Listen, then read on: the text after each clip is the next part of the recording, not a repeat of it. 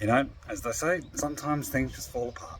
And in this old house of mine, 25, 30 years old, sometimes things fall apart. And that's what's happened now.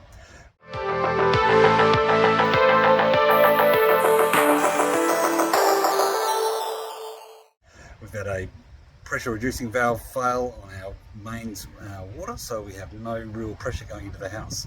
So what that means is that we have to go and run a new water line, because this is where the water main comes into the house, and somewhere between there, under here somewhere where the main water goes, and over the front here, there's the tap over there and the water meter. So somewhere in that line is a failed pump, or failed valve. We don't know where it is. So rather than dig up all of our stuff, we're going to run a new line according to the plumber.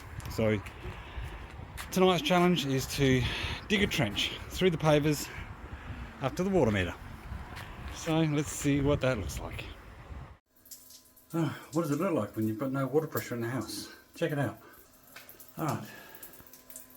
That there is the most water pressure I have to share amongst the entire house. So all taps, toilets, everything.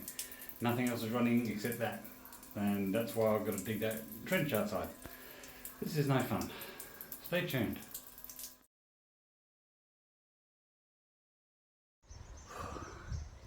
You know, when you demonstrate a work ethic for long enough, sometimes you get blessed unexpectedly. So that big old dig job, we're actually just about done. Let's see what we got done in an hour or so. Thank you to Cameron and Eden, who pitched in to help. We actually got this trench dug. That's about 30 centimetres down, all the way along. I've even listed some of the decking there by the caravan, ready to go. There's the water meter just there by the star dropper, so the plumber can come in, drop his line, and we can have water in the house, thankfully.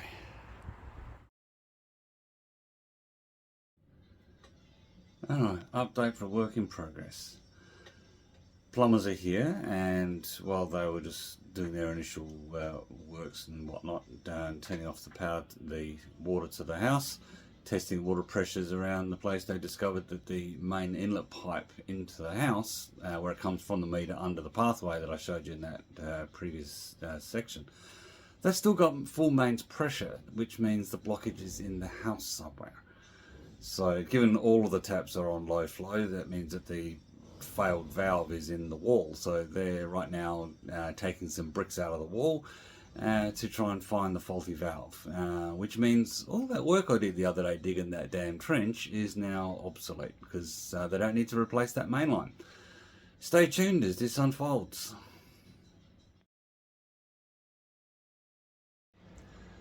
Another quick update. Just spoken to the plumber. He's found the source of the problem. It was not a failed flow restrictor valve like we thought. It wasn't grit from the mains like we originally thought. It was actually a root from something that had somehow gotten into the mains and had completely blocked the mains pipe. So they're now trying to find the extent of the root and yeah, get it out of there. So who'd have thought? Don't know what plant it's come from, don't recognise the root, but there you go. That's what happens, I guess, when you go green thumb. Green fights back. Well, stay tuned. Alright, so this is the connector that joined the blue line from the ground into the house, and you can see in here the screw threads there. There's some dirt in there. That was where the roots came in. So they come in through a small, tiny little crack or a gap, up the screw threads into the water, and away they went. So I now have to repair or rebuild this trench that I dug the other night, because it's not needed. But first I've got to go to Bunnings and get a patch for that, where I went straight through the stormwater putting this lot together. So my job tonight is to rebuild that trench. I will fill it in, reconstruct the driveway, and then have a proper shower, because now the shower works. Stay tuned. This is what it's supposed to look like. Much better. Okay, after a little while the trench is now filled in. I don't have a whacker packer, so it's just stand down with my body weight, which ain't a lot, but there we go. So next step is start progressively putting the dolomite back down and putting the tiles back into position. I laid them out in the same pattern next to the trench for this very reason, to make doing this bit a lot easier. So let's get to tiling. Okay, quick update while I'm repaving. Alright, I am, I don't know, maybe halfway done. It ain't perfect, it ain't level, you know, but as a paver I make a pretty good IT guy. This is not my profession, so I've still got to get some bricking sand in there to just fill in the gaps, but it's a slow process and it ain't going to do it by itself. Stay tuned.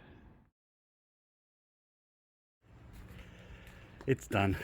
It ain't perfect, but you know, as I said, for a paver I'm a pretty good IT guy, and on my headstone will be, here lies a man who had a go and wasn't afraid to have a go.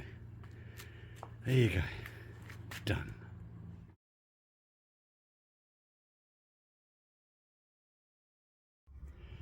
Okay, the last stage of the repair of this is just to repair the bricks behind the wood here. That's just there to act as a bit of a preventative of anything getting in there. So basically it's just a hole where the guys knocked out some bricks to do to reconnect the plumbing in, and they got a guy coming around later in the week to patch that up for us. So stay tuned.